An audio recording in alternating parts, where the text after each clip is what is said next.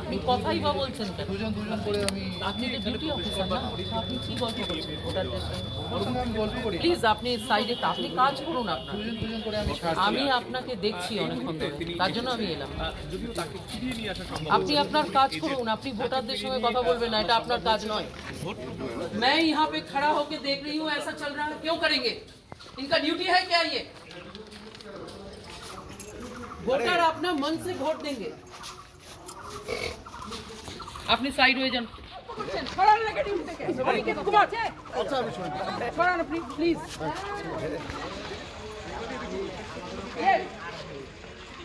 প্লাস্টিকের ভেতরে দাঁড়িয়ে ভোটারদের সঙ্গে কথা বলে তাদেরকে ইনফ্লুয়েন্স করার চেষ্টা করছিলেন অনিকেত কুমার, ইউনিফর্মে ছিলেন, তাকে এখান থেকে বের করে দিলাম।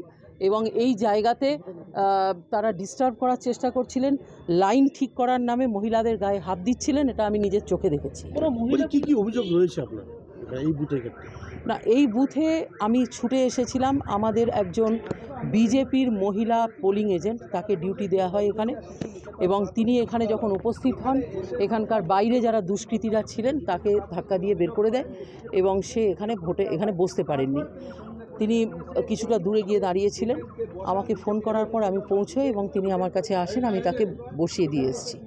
সেটা রিজলভ হয়েছে, ভেতরে পোলিং অফিসার আছেন, তিনি সহায়তা করেছেন এবং এই মহিলা এজেন্ট কাজ করছেন। তারপরে যেটা দেখতে পেলাম এখানে, সেটা হচ্ছে এখানে ইউনিফর্মে স্টেট পুলিশ দাঁড়িয়ে আছে এবং ভোটারদেরকে ইনফ্লুয়েন্স করার চেষ্টা করছেন, কথা বলার চেষ্টা করছেন।